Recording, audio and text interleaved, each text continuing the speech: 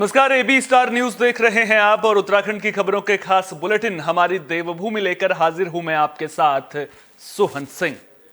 विकासनगर से कांग्रेस के पूर्व विधायक नवप्रभात का एक विवादित बयान अब वायरल हो रहा है। दरअसल एक बैठक के दौरान अपने भाषण में नवप्रभात ने कहा कि उन्होंने हनुमानगढ़ी मंदिर में तोपें रखी देखी थी। साथ ही उन्होंने अयोध्या पर बात करते हुए कहा कि मैं तो उसे बाबरी मस्जिद कहना ही पसंद करूंगा।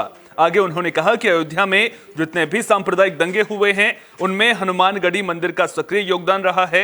बयान वायरल होने के बाद मामले पर कांग्रेस के पूर्व प्रदेश अध्यक्ष प्रीतम सिंह ने सफाई दी। उन्होंने कहा कि कांग्रेस के उच्च पदाधिकारी इस पर संज्ञान लेंगे।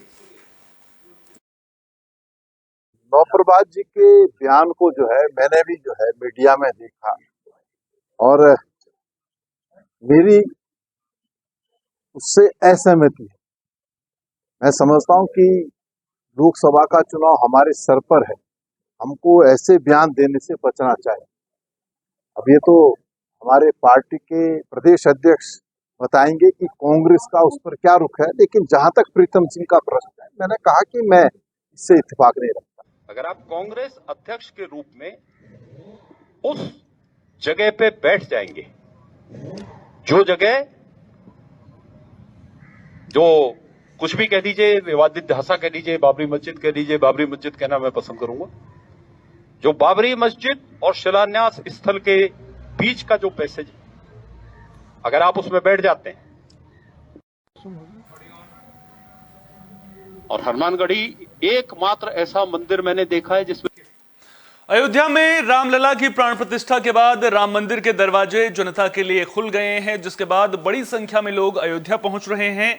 उत्तराखंड से भी बड़ी संख्या में लोग अयोध्या जा रहे हैं, जिनके लिए परिवहन निगम ने बसों का संचालन शुरू कर दिया है। उत्तराखंड के वित्त मंत्री प्रेमचंद अग्रवाल ने कहा कि अयोध्या के लिए उत्तराखंड से पहले ही रेल सेवा का संचालन किया जा रहा है। अब बसों का संचालन भी शुरू हो गया है। साथ ही आने वाले दिनों में उत्तराखंड को अयोध्या से हवाई कनेक्टिविटी के जरिए भी जोड़ा जाएगा, जिसके लिए सीएम धामी ने केंद्रीय नागरिक उड्डयन मंत्री से बात की है। इसके अलावा अयोध्या में उत्तराखंड भवन के लिए जमीन भी स्वीकृत कर ली गई है और जल्द ही अयोध्या में उत्तराखंड भवन का निर्माण भी शुरू कर दिया जाएगा। हम लोग चाहते हैं कि हमारे यहाँ से सीधा कनेक्शन हरिद्वार से हो और हमने ये भी प्रयास किया कि वहाँ उत्तराखंड का एक भवन बने, ताकि जो उत्तराखंड के लोग हैं वो वहाँ जब जाएं तो उनको वहाँ उस प्रकार का एक व्यवस्था हो रहने की। और उसके साथ साथ यहाँ से अयोध्या की बसें चलनी शुरू हो गई है, ट्रेन्स भी चल रही है। हवाई का माननीय मुख्यमंत्री जी ने आग्रह किया है अपने मंत्री जी से, केंद्रीय मंत्री जी से, और उम्मीद कर रहे हैं ये यदि इस प्रकार का सुविधा मिल गई तो मुझे तो लगता है कि अयोध्या निश्चित रूप से हर कोई भगवान श्री राम के दर्शन। लोकसभा चुनाव को लेकर सभी पार्टियों ने तैयारियां तेज कर दी हैं। उत्तराखंड में जीत दर्ज करने के लिए कांग्रेस पार्टी भी एड़ी चोटी का जोर लगा रही है। मिली जानकारी के मुताबिक 28 जनवरी को मल्लिकार्जुन खड़गे देहरादून में रैली को संबोधित करेंगे। 26 जनवरी से लेकर 28 जनवरी तक पार्टी के कई बड़े नेता उत्तराखंड पहुंचेंगे। इस दौरान पार्टी की स्क्रीनिंग कमेटी, मैनिफेस्टो कमेटी की बैठकें होंगी। साथ ही पार्टी के राष्ट्रीय अध्यक्ष मल्लिकार्जुन खड़गे कार्यकर्ताओं और पदाधिकारियों को जीत का मंत्र भी देंगे। कांग्रेस प्रदेश अध्यक्ष करण माहरा ने बताया कि स्क्रीनिंग कमेटी के अध्यक्ष भक्त चरणदास भी उत्तराखंड दौरे पर आ रहे हैं। 27 जनवरी को ऑल इंडिया मैनिफेस्टो कमेटी भी देहरादून पहुंच रही है, जिसका एजेंडा तय हो गया है।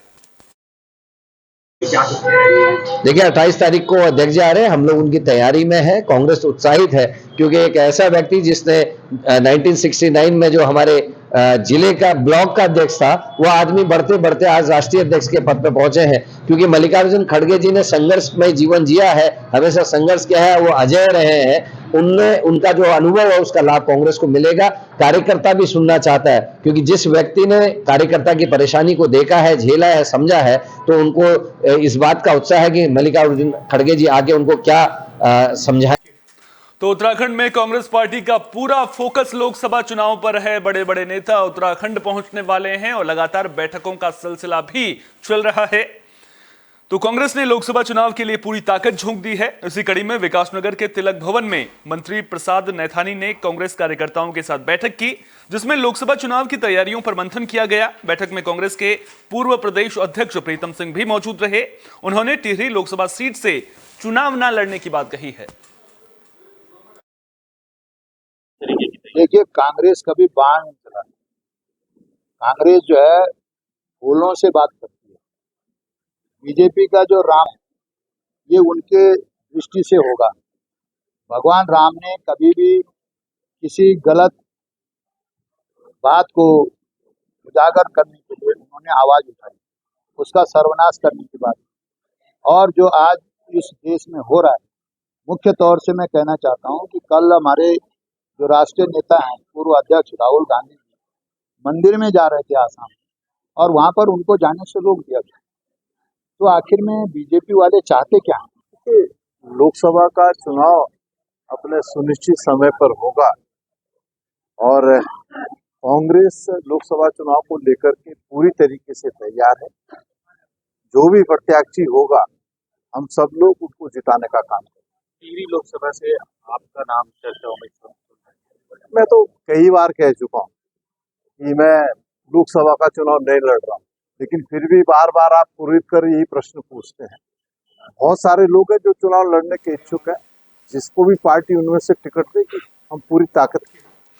तो लोकसभा चुनाव में जीत दर्ज करने के लिए सभी पार्टियों ने तैयारियां तेज कर दी हैं। वहीं दूसरी ओर निर्वाचन आयोग भी तैयारियों को अंतिम रूप देने में लगा हुआ है।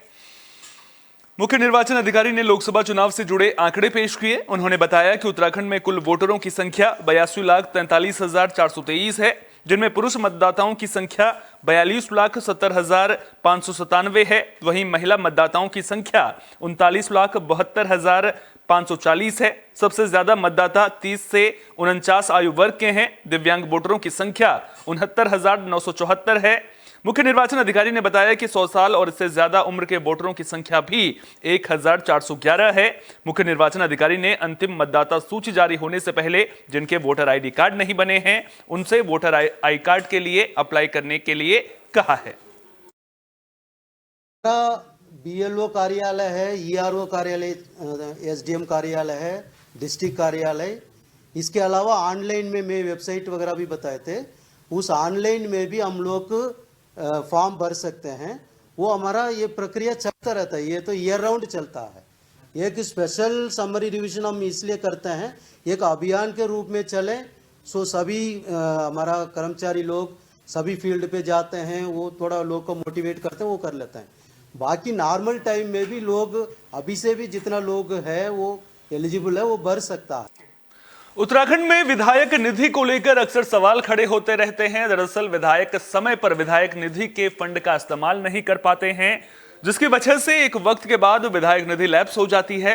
कैबिनेट मंत्री प्रेमचंद अग्रवाल ने बताया कि विभिन्न योजनाओं के तहत विधायकों को विधायक निधि मिलती है ताकि विधायक क्षेत्र का विकास कर सकें।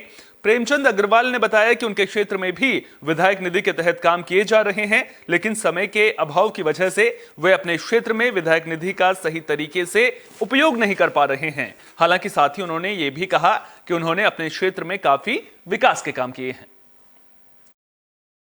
देखिए, हमें विधायक निधि जो मिलती है एक विधायक के नाते, वैसे तो हम लोग कोशिश करते हैं कि जैसे माना हमारे यहाँ मेरा विधानसभा क्षेत्र है, अनेकों तरह से सरकार विकास करती है।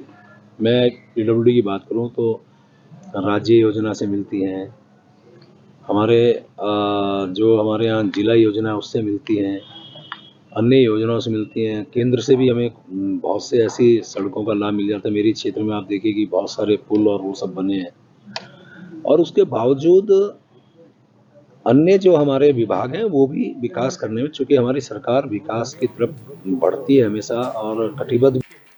गणतंत्र दिवस को लेकर तैयारियां अंतिम चरण में हैं। देहरादून में पुलिस ज्यादा मुस्तैद हो गई है, साथ ही सुरक्षा को लेकर भी पुख्ता इंतजाम किए जा रहे हैं। साथ ही पुलिस ने चेकिंग अभियान भी चलाया है, भीड़ वाली जगहों पर चेकिंग की जा रही है। इसके अलावा होटलों और धर्मशालाओं में भी चेकिंग की जा रही है।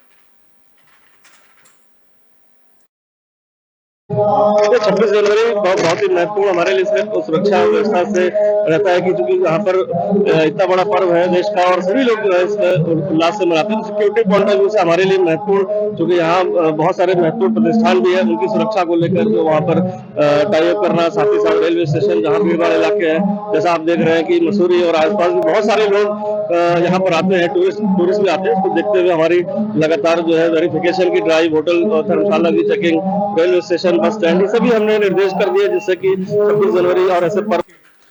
भगवानपुर में एक कर्मचारी की मौत के बाद कंपनी के बाहर परिजनों का हंगामा देखने को मिला। मुआवजे की मांग को लेकर परिजन प्रदर्शन करने लगे।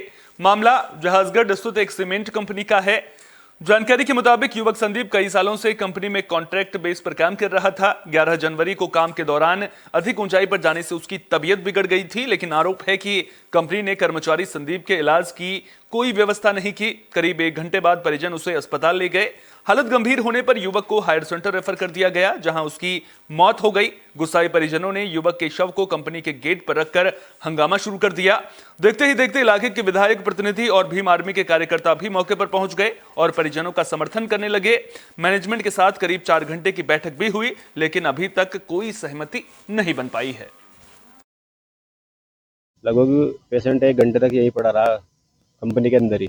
1 घंटे के बाद फिर इसको पिकअप में डालकर डिस्पेंसरी ले आएगा कंपनी की। कंपनी में डिस्पेंसरी में ले जाने के बाद वहाँ पे भी लगभग आधा पौना घंटा से ही खराब हो गया। फिर डॉक्टर ने बोल दिया भाई इसको रुड़की लेके चले जाओ। फिर हम लोग रुड़की लेके गए। रुड़की ले जाने के बाद महीने 20 साल में इनका CT स्कैन वगैरह हुआ और उसके बाद डॉक्टर ने बोला भाई हालत ज़्यादा गंभीर है इनकी, तो हायर सेंटर ले जाओ कहीं पर भी। तो कंपनी वालों ने अपनी एम्बुलेंस वहाँ से वापस बुला ली और हम फिर अपनी प्राइवेट एम्बुलेंस करके उनको वहाँ लेके गए, देहरादून इंद्रेश में। तो अब तब भी कोई मदद नहीं दी गई थी। जो इलाज हुआ है वो ESI से हुआ है और जो मतलब ऊपर का खर्चा हुआ है सब हमने जेब से किया है अभी तक। अब तो हुई है ये BP हाई होने से ब्रेन हेमरेज हुआ था उनको। कब की बात है ये? 11 तारीख की बात है। और जो उनकी मृत्यु उत्तराखंड में महिला अपराध पर अंकुश लगाने के लिए पुलिस लगातार काम कर रही है। इसी कड़ी में उत्तरकाशी पुलिस की भी सराहनीय पहल देखने को मिली है। दरअसल महिलाओं की समस्याओं के समाधान के लिए बड़कोट थाने में अलग से महिला हेल्पलाइन ऑफिस बनाया गया है, जिसका उद्घाटन पुलिस उपाधीक्षक सुरेंद्र सिंह भंडारी ने किया। उन्होंने कहा कि महिलाओं की सुरक्षा और सम्मान को लेकर पुलिस प्रशासन गंभीर है। मिशन गौरा शक्ति के तहत उत्तराखंड में पुलिस महिलाओं को उनके अधिकार और महिला अपराध को लेकर जागरूक कर रही है। साथ ही महिलाओं की सुरक्षा के लिए थाने में अलग से महिला हेल्प डेस्क भी बनाए गए हैं।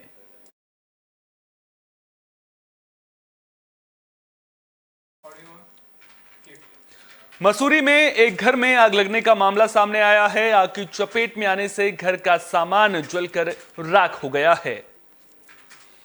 मामला बारलोगंज के क्रिश्चियन विलेज का है। जानकारी के मुताबिक क्रिश्चियन विलेज में एक युवक सुबह घर में मोमबत्ती जलाकर बाहर चला गया था। इसी दौरान मोमबत्ती के पास मौजूद कपड़े में आग लग गई, जिसके बाद देखते ही देखते आग पूरे घर में फैल गई, जिसमें घर का सामान जलकर राख हो गया। कमरे में लगी आग को देखकर पड़ोसियों ने मामले की जानकारी पुलिस और फायर ब्रिगेड को दी। करीब 1 घंटे की कड़ी मशक्कत के बाद आग पर काबू पाया गया। जानकारी के मुताबिक युवक कमरे में अकेले रहता था। कि क्रिश्चियन वैली के पास एक मकान में आग लगी है, तो हमें तुरंत हम आग की सूचना पाते ही आनंद खान में सीधे पहुँचे, जहाँ पे कि स्थानीय पुलिस और हम सभी पहुँच गए थे और देखा गया कि एक झोपड़ी जिसमें कि एक क्या नाम एक बुजुर्ग व्यक्ति रहता था, वो मोमबत्ती जला के छोड़ के चले गया और जिससे कि उसके में आग लगी और सारा बिस्तरे उसके और उत्तराखंड की खबरों की खास बुलेटिन हमारी देवभूमि में फिलहाल के लिए इतना ही। अपना बहुत बहुत ख्याल रखिए। देश और दुनिया की तमाम अहम खबरों के लिए देखते रहिए AB स्टार न्यूज।